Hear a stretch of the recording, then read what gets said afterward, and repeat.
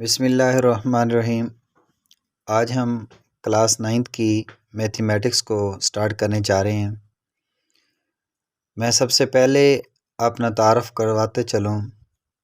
मेरा नाम अल्लाह यार साजिद है और एमफिल मैथमेटिक्स मेरी क्वालिफ़िकेशन है। इंशाल्लाह मैं 9th 10th फर्स्ट ईयर और सेकंड ईयर तमाम क्लासेस के मैथमेटिक्स के लेक्चर्स को डिलीवर करूँगा और मैं कोशिश करूँगा कि बच्चों को पूरी डिटेल के साथ पूरे कंसेप्ट्स के साथ मैं समझाने की कोशिश करूँगा। तो आज हम आगाज़ करते हैं 9th क्लास चैप्टर 1 जिसका नाम है मैट्रिसेस एंड डिटर्मिनेंट्स। तो सबसे पहले हम समझने की कोशिश करते हैं कि मैट्रिक्स है क्या। तो मैट्रिक्स की डेफिनेशन हम करते हैं। तो मैट्रिक्स को उर्दू की ज़बान में हम लोग जो कहते हैं वो कालिब होता है। अब जो कालिब होता है, कालिब को डिफ़ाइन हम इस तरह करते हैं कि अ रेक्टेंगुलर अरे of real numbers enclosed bye square brackets is called matrix.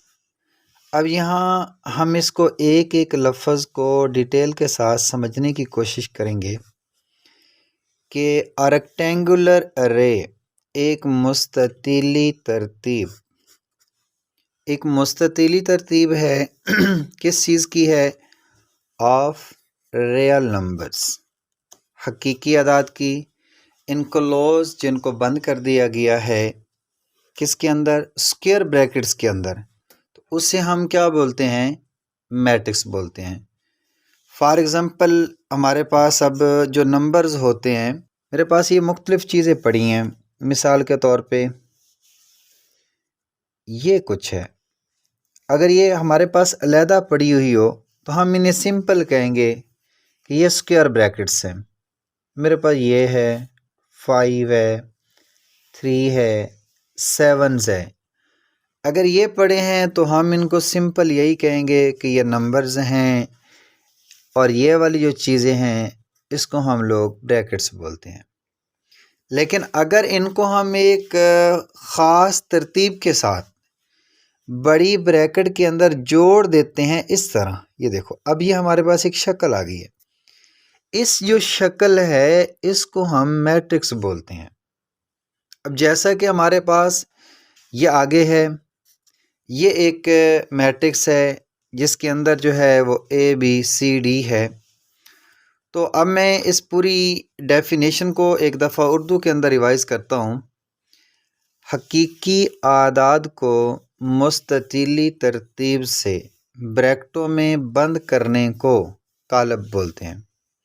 तो यहाँ हमारे पास 2-3 इम्पॉर्टेंट पॉइंट्स हैं कि रेक्टेंगुलर अरे हमने कहा, ये रेक्टेंगुलर अरे होती क्या है? रेक्टेंगुलर अरे एक ऐसी तरतीब का नाम है जिसमें हम कुछ कतारें और कुछ कॉलम्स बनाते हैं इस तरह के। ये ऐसे रोज़ हैं, ऐसे कॉलम्स हैं। अगर नंबरों को ऐसे हम कतारों और कॉलमों की शक्ल में तरतीब जो देते हैं उस तरतीब का नाम रेक्टेंगुलर अरे कहते हैं उसे। अब हमारे पास दूसरी चीज़ ये है कि अहम बात यहाँ आई है कि रियल नंबर्स हमने डेफिनेशन में यूज़ किया। अब ये रियल नंबर्स क्या होते हैं? वैसे तो रियल नंबर्स को हम बोलते हैं ये हकीकी आदाद हैं। अब यहाँ पे क्या हकीकी आदाद ही लिया जाएगा या कुछ और?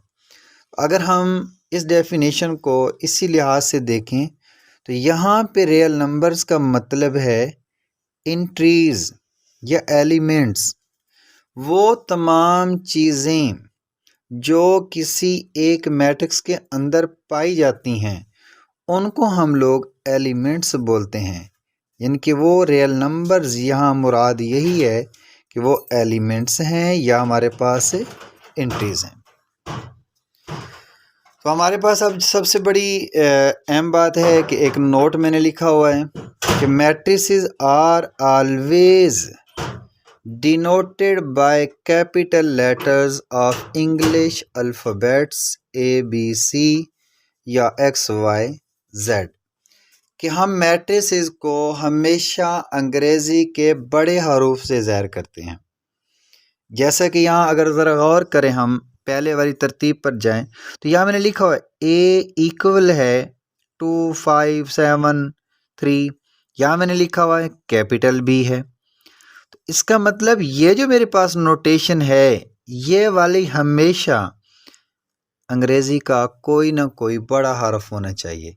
मैं ये नहीं कह सकता हूँ कि ये स्मॉल लेटर इक्वल कर दूँ, ऐसा कभी भी मुमकिन नहीं होगा कि मैं ऐसे कह दूँ कि E बराबर है जी 5 3 2 8। तो ये मैट्रिक्स को लिखने के, मैट्रिक्स को रिप्रेजेंट करने के रूल के ख़िलाफ़ है।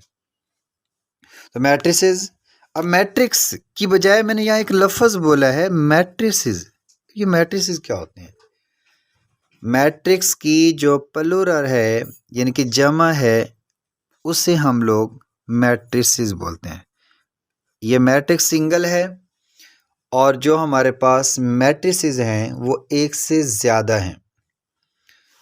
अब यहाँ जैसे रिप्रेजेंट मैंने किया है, A इक्वल है ये और B इक्वल है ये। अभी मैंने एक और डेफिनेशन हम पढ़ते हैं कि एलिमेंट्स ऑफ ए मैट्रिक्स क्या होते हैं। Numbers that appear in a matrix are elements या oblique entries of a matrix.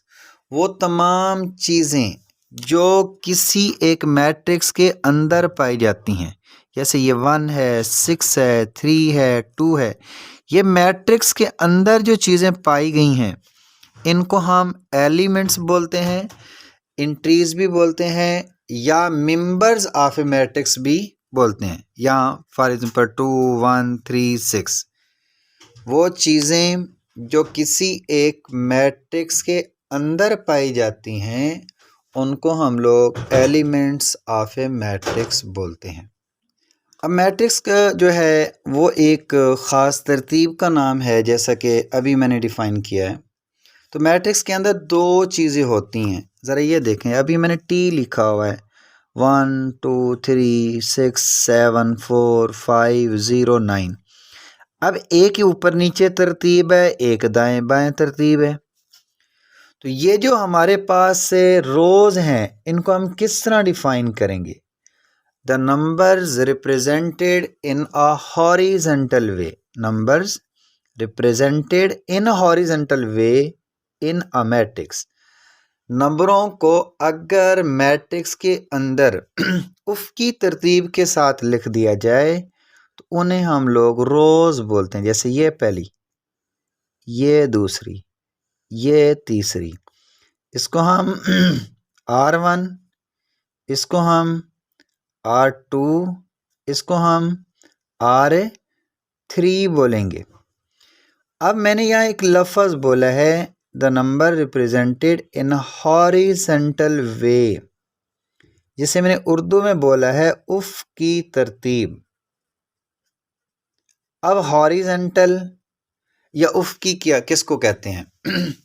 ऐसी तरतीब जिसके अंदर हम फॉर एग्ज़ाम्पल एक सांप है, वो ज़मीन के ऊपर रेंग रहा है, ज़मीन के ऊपर चल रहा है, वो ज़मीन के साथ साथ चल रहा है, तो हॉरिजेंटल वे के साथ चल रहा है ज़मीन के ऊपर।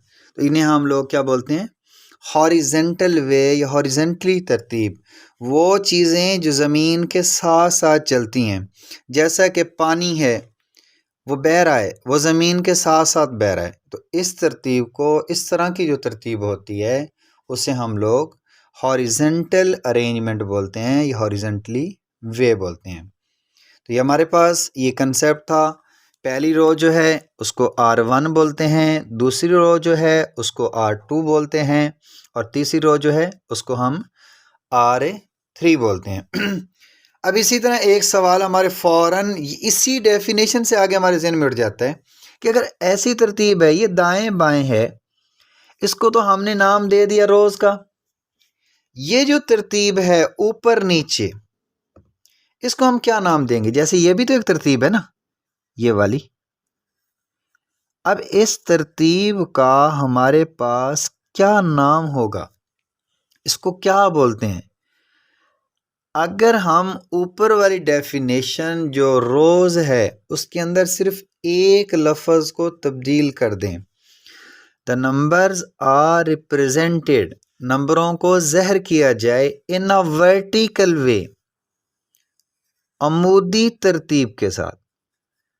नंबरों को अगर अमूदी तरतीब के साथ ज़हर किया जाए, किस में? इन अ मैट्रिक्स, एक मैट्रिक्स के अंदर, आर कॉल्ड, कहलाते हैं, क्या कहलाते हैं? कॉलम्स। इनको हम लोग कॉलम्स बोलते हैं। अगर नंबरों को हम ऊपर नीचे वर्टिकल वे, C1 C2, अब यह हम समझेंगे मिसाल के साथ कि हमारे पास एक वर्टिकल वे जो होता है, हॉरिजॉन्ट वर्टिकल अमूदी तरतीब होती है, वो क्या होती है? ज़मीन से दरख्त निकल रहे होते हैं, वो ज़मीन के लिहाज से ऊपर उठ रहे होते हैं।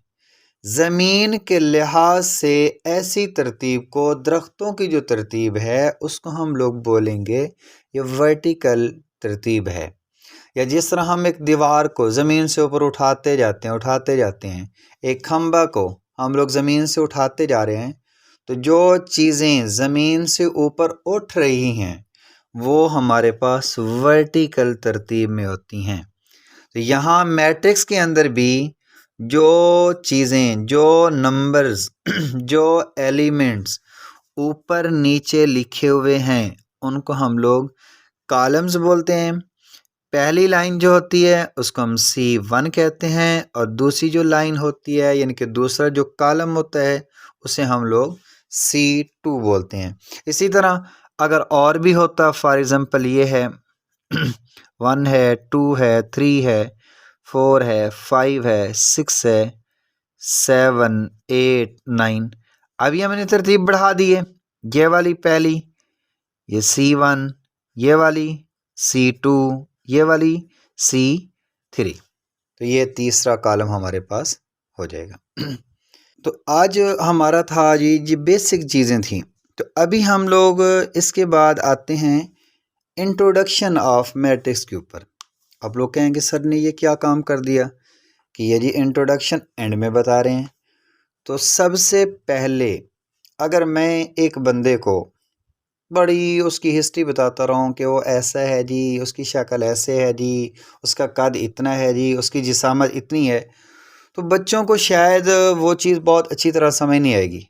अगर मैं पहले ही उसकी शक्ल दिखा दूँ कि ये बंदा है जी, अब ये ज़रा देखें, इसको देखते जाएं, इसमें इसका नाक कैसा है, इसका कान कैसा है, इसकी जिसामत कैसी है, तो आप लोग बच्चे फ़ौरन उसको देखते जाएंगे, समझते जाएंगे और वो बहुत जल्दी उसको क्लियर कर जाएंगे।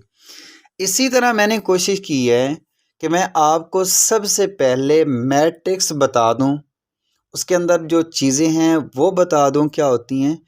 अब फ़ौरन ये सवाल ज़हन में आएगा कि यार वो मैट्रिक्स मैट्रिक्स सर बोल रहे हैं, वो मैट्रिक्स बनाया किसने था, ये मैट्रिक्स आया कहाँ से था। तो मैं अब सबसे पहले आपको ये बताता हूँ कि मैट्रिक्स को डिनोट करने वाला, मैट्रिक्स को इजाद करने वाला बंदा, मैट्रिक्स का आइडिया देने वाला पहला बंदा वो कौन था। या आपके पास एक सवाल भी आ सकता है who gave the idea of a matrices, who gave the idea of matrices, काल्बों का तसव्वर, काल्बों का तसव्वर किस आदमी ने पेश किया था। Idea of matrices was given by Arthur कैले। मैट्रिसेस का जो आइडिया था, मैट्रिसेस का जो तसव्वर था, वो एक इंग्लिश मैथमेटिशियन था, उसने दिया था। उसका नाम क्या था? आर्थर कैले था। और फ़ौरन ज़हन में आएगा जो आर्थर कैले था, यार ये कहाँ का रहने वाला था? पाकिस्तान का था, इंडिया का था, इंग्लैंड का था, सऊदी अरेबिया का था। तो फ़ौरन ज़हन में आ जाता है कि एन इंग्लिश मैथमेटिशियन। वो कब का था जी? 20वीं सदी का था, 18वीं सदी का था, 9वीं सदी का था। तो वो 19वीं सदी का था, 19th सेंचुरी का था। तो यहाँ इंट्रोडक्शन में फ़ौरन हमारे जहन में कर सवाल जो है वो क्लियर हो गए कि मैट्रिसेस का जो आइडिया था वो किस आदमी ने दिया था। वो आर्थर कैले था। आर्थर कैले कहाँ का रहने वाला था? वो इंग्लिश मैथमेटिशियन था। कौन सी सेंचुरी का था? 19th सेंचुरी का था। तो यहाँ मैंने तो ये सवाल बनाया हुआ ना कि who gave the idea of matrices, matrices का आइडिया किसने दिया था। तो आपसे ये भी सवाल पूछा जा सकता है कि हु वाज आर्थर कैले। अब आर्थर कैले कौन था? इस सवाल की बजाय ये सवाल आ जाए, हु वाज आर्थर कैले। आर्थर कैले था कौन? इस सवाल का भी वही जवाब होगा। तो आर्थर कैले का सबसे अहम डेवलपमेंट, सबसे अहम उसका काम क्या था? Who first developed the theory of matrices. उसने सबसे पहले थ्योरी ऑफ मैट्रिसेस को डेवलप किया था। कब किया था? 1858 के अंदर। आर्थर कैले पहला आदमी था जिसने थ्योरी ऑफ मैट्रिसेस को डेवलप किया था। और कब उसने डेवलप किया था? 1858 के अंदर। और फ़ौरन ये एक और हमारे जहन में सवाल उठता है यहाँ से कि ये जो मैट्रिक्स या मैट्रिसेस बोला जा रहा है, ये हमारी लाइफ के अंदर इस्तेमाल कहाँ कहाँ होते हैं। तो आपके सवाल आ सकता है कि right the uses of matrices. तो मैट्रिसेस का जो इस्तेमाल है वो बहुत सारी जगहों पर होता है। Matrices are use in field of mathematics. Matrices कहाँ इस्तेमाल होते हैं? मैथमेटिक्स के अंदर, फिज़िक्स के अंदर, स्टैटिस्टिक्स के अंदर, इलेक्ट्रॉनिक्स के अंदर and other branches of science. और साइंस की बहुत सारी शाखों के अंदर भी मैट्रिसेस का इस्तेमाल होता है। आपसे सवाल पूछा जा सकता है कि right any two uses of matrices. Matrices के कोई से दो इस्तेमालात लिखें। तो इस तरह आज का हमारा लेक्चर एंड हुआ।